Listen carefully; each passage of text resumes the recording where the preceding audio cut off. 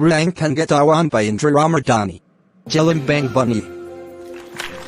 Halo teman-teman, ketemu lagi bersama saya Indra Ramadhani di Ruang Pengetahuan. Hari ini kita akan membahas mengenai gelombang bunyi. Wah, tentunya sudah tidak asing lagi dong. Gelombang bunyi itu contoh ada notif dari doi, ting. Wah, itu adalah suatu bunyi. Mendengar pukulan atau gendang itu adalah suatu bunyi. Tapi suatu bunyi dapat didengar oleh manusia karena memiliki 3 hal, yaitu adanya sumber bunyi, adanya medium rambat bunyi, dan frekuensinya yang berada antara 20 Hz sampai dengan 20.000 Hz audiosionik. Tidak hanya manusia, semua makhluk hidup juga dapat mendengar suatu bunyi. Berdasarkan frekuensinya, gelombang bunyi diklasifikasikan sebagai berikut. Nah teman-teman, berikut klasifikasinya. Untuk bunyi di bawah 20 Hz, hewan seperti gajah dan juga hiu bisa mendengarkan suara sampai daerah ini. Dan untuk bunyi di atas 20.000 Hz ultrasonik, daerah ini bisa didengar oleh lumba-lumba dan juga kelelawar. Dan beberapa spesies kelelawar bahkan memiliki bunyi infrasonik. Untuk melihat di dalam gelap menggunakan suara, kelelawar mengeluarkan gelombang ultrasonik untuk mendengarkan bunyi pantulannya supaya tahu posisi benda-benda di sekitarnya. Kemampuan ini disebut ekolokasi.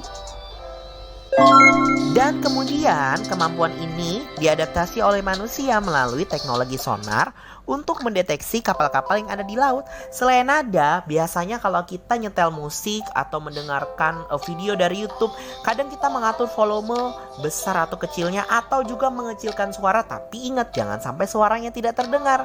Dan volume suara ini adalah kekuatan bunyi. Kekuatan bunyi bergantung pada amplitudo gelombang bunyi. Makin besar amplitudonya, makin kuat juga bunyinya. Kekuatan bunyi ini dinyatakan dengan I, intensitas bunyi, sama dengan P, gelombang bunyi, dibagi A, luas permukaan atau R. Nah teman-teman, semakin rendah intensitas bunyi yang terdengar karena semakin besar luas permukaan yang dijangkau oleh bunyi. Nah teman-teman, setelah kamu mengerti tentang pengertian bunyi dan rentang yang bisa didengar oleh manusia, Indra akan menjelaskan tentang sifat-sifat bunyi. Terdapat beberapa sifat bunyi yang harus kalian tahu, yaitu refleksi, refraksi, interferensi, efek Doppler, dan juga pelayanan gelombang. Pertama, kita mulai dari refleksi.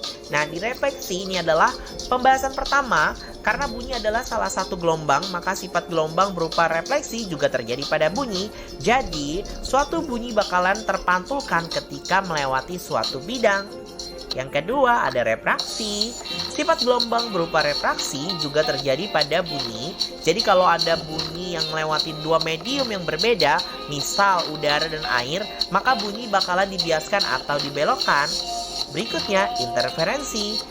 Untuk interferensi atau perpaduan adalah salah satu sifat gelombang yang juga menjadi sifat bunyi. Berikutnya ada efek Doppler, ngejelasin kalau ada sumber bunyi yang bergerak mendekat atau ngejauhin kamu, frekuensi bunyi yang kamu dengar bakalan naik dan turun. Salah satu fenomena dari efek Doppler adalah ketika kamu ngedengerin suara sirene pemadam kebakaran. Selanjutnya ada pelayangan bunyi. Pelayangan ini ngejelasin kalau ada fenomena interferensi konstruktif dan destruktif menjadi satu dan keduanya terjadi secara berurutan. Sederhananya, kalau ada 2 suara keras berurutan atau 2 suara lemah berurutan, itu disebut satu layangan. Nah teman-teman, kesimpulannya adalah gelombang bunyi dihasilkan oleh benda yang bergetar. Kuat kerasnya bunyi tergantung pada amplitudo getarannya. Semakin besar amplitudo getarannya, maka bunyi yang terdengar akan semakin keras. Sebaliknya, semakin kecil amplitudonya, maka bunyi yang akan terdengar semakin lemah. Syarat suatu bunyi dapat terdengar, terdapat sumber bunyi, ada medium perambatan, dapat berupa zat, padat, cair, atau gas, dan juga ada pendengarnya. Nah, setelah kita mengikuti syarat suatu bunyi dapat terdengar, kita tarik kesimpulannya. Karakteristik gelombang bunyi bersumber dari benda yang bergetar. Berupa gelombang longitudinal merupakan gelombang mekanik. Bunyi memerlukan medium zat perantara untuk merambat. Zat padat adalah medium terbaik untuk perambatan bunyi. Bunyi tidak dapat merambat dalam ruang hampa. Bunyi dapat dipantulkan. Tinggi rendahnya bunyi ditentukan oleh frekuensi. Kuat lemahnya bunyi ditentukan oleh amplitudo. Begitu teman-teman. Nah teman-teman, itulah tadi sedikit mengenai gelombang bunyi. Salah dan kurangnya saya mohon maaf.